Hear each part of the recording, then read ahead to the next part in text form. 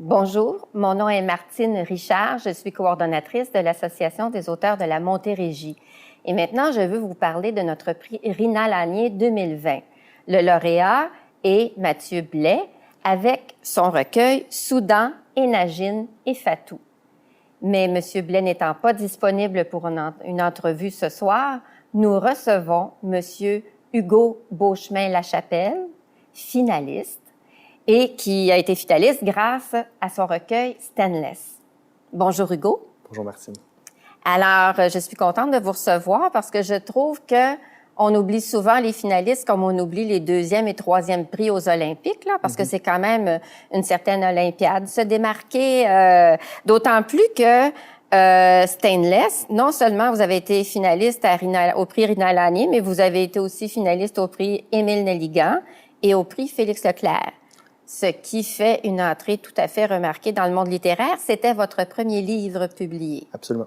Alors, là, actuellement, vous en avez un deuxième en cours. Oui, en fait, sorti cet automne, La surface de jeu, un roman qui est paru à La Mèche. À La Mèche. Bon. Alors, pour avoir vu Stainless, ça donne le goût d'aller lire La Mèche. Pas La Mèche, d'aller lire votre roman, La surface de jeu. Je vous invite, je vous en prie. Bon. Vous enseignez au Cégep Édouard-Montpetit. Oui. Vous avez collaboré à titre de critique littéraire là, à diverses revues. Tout à fait. Et vous semblez aussi aimer le hockey. Un peu. Oui, mais vous n'en jouez pas. Non. D'accord. Alors, je voudrais vous demander, parce que, bon, critique littéraire, professeur au Cégep, écrivain, pourquoi vous avez construit votre vie autour des mots, autour de la littérature? Pour moi, la littérature, c'est une manière d'entrer en contact avec le langage, avec les mots. C'est une manière, à travers cette rencontre dans le langage-là, c'est une manière d'habiter le monde. Oui. C'est une manière d'affirmer sa présence au monde. Et puis, à travers cette présence-là, on peut entrer en contact avec les autres. Donc, vraiment, la littérature, pour moi, c'est l'élaboration d'une conversation avec les autres personnes qui sont suffisamment généreuses pour visiter mon univers. Et se nourrir à travers... C'est une générosité, mais en même temps, c'est une générosité qui nous sert. Absolument. Parce que ça nous aide, qui nous nourrit, ça nous aide à nous connaître à nouveau. Tout à fait.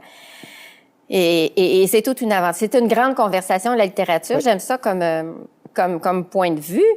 Je voudrais en venir à Stainless plus précisément. Pourquoi ce titre-là? Alors, Stainless, en fait, c'est le métal inoxydable.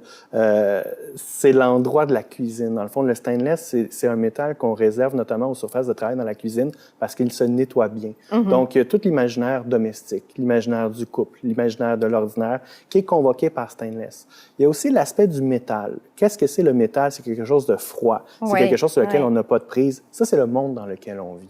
Donc, Stainless, ça met en relation ces deux univers-là. L'univers d'un monde qui peut être parfois hostile et le monde domestique qui est celui de la chaleur et du réconfort.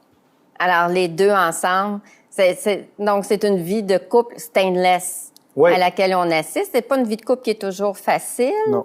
Il semble y avoir de l'espoir à travers ça. Moi, j'ai eu l'impression, en lisant, que ça venait des femmes. Oui, tout à fait. La femme... mais ça, c'est un motif courant en poésie québécoise. Hein? La femme aimée, Gaston Miron, c'est exactement ça. Mais c'est pas grave, ça. Gilles Vigneault a dit « Tout a été dit, sauf par moi ». Oui, voilà. Donc, j'ai essayé peut-être de m'approprier ce thème de la femme aimée, de la femme désirée, de l'être aimé, l'être qui rend l'amour possible, donc qui rend, d'une certaine manière, la vie supportable.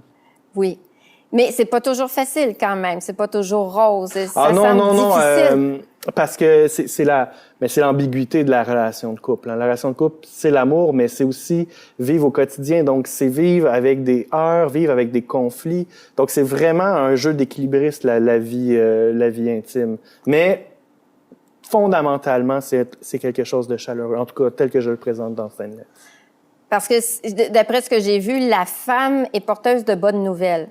Absolument. C'est sûr que là, je l'ai laissé un peu en suspens dans le texte, mais pendant l'écriture de ce roman-là, ma conjointe était enceinte et j'étais père une première fois en 2016, donc 1 an avant la publication de Stainless. Donc, c'est quelque chose qui a habité l'écriture tout à fait. Et je pense que c'est quand même une belle expérience pour vous parce que c'est l'espoir qui ressort de votre livre. Ah oui, toujours. C'est la proverbiale lumière au bout du tunnel. Ah oui? Oui. Bien, il y en a une autre lumière au bout du tunnel, ça va être de vous écouter lire. Ah oui! Oui. Alors, je vais vous lire quelques extraits D'accord. de Stainless. Je vais commencer par le premier, pas le poème liminaire, mais le premier poème, où c'est une espèce d'art poétique, où, dans le fond, je précise ma conception de la poésie. Tu sais, j'ai beau être au chômage, je travaille. Je m'exploite comme une mine à ciel ouvert. Pas besoin du code du travail ni de diplôme, puisqu'on n'a pas besoin d'un cadre officiel pour s'enfoncer en soi le long de sa langue. Il arrive qu'on s'approche d'une espèce de lumière qui brûle la cornée et qui remet les idées en place. Et là, il y a un danger que les certitudes explosent. Mais je crois que c'est la plus douce des mutilations. Ça décrasse la dignité, ça fortifie l'âme, ça tue l'ennui. Ça prend tellement de valeur qu'on reste chez nous, de peur que le marché ne nous oblige à lui refuser une offre à laquelle on ne peut pas dire non. Lire ensuite. Et voilà pour l'art poétique. Oui, pour l'art poétique. Ensuite, on parlait, vous mentionniez justement Oui. Stainless, le monde difficile. Alors, je vais lire. Ah oui, celui-là. Je suis allé essayer de conquérir le jour dans le bus les travailleurs sont semblables à l'armée défaite de Napoléon en Russie. Ils se sauvent de la morsure du pire février depuis qu'on enregistre les températures, dans ce qu'il reste de la chaleur humaine. Le transport en commun nous déverse sur les quais patrouillés par des policiers pour que s'entame l'occupation habituelle des rues, des immeubles, des bureaux. Dehors, je presse le pas, je fuis les engelures, la froideur des regards au ras des choses. Le stationnement est interdit à perte de vue, mais le bitume est encombré de voitures qui font semblant de ne pas me voir passer. Les portes de fer s'ouvrent et m'accueillent dans la tiédeur du confort contribuable. L'ascenseur me rapproche à peine du ciel, là où m'attend le calme de ma résignation, auprès d'une immense fenêtre bien isolée, contre le bourdonnement de la métropole. Déjà 8h30. Il est temps pour moi de gagner ma place dans l'ordre des choses. Et là, on va finir avec l'espoir. L'espoir, oui. On en a tellement besoin ces temps-ci, de toute façon.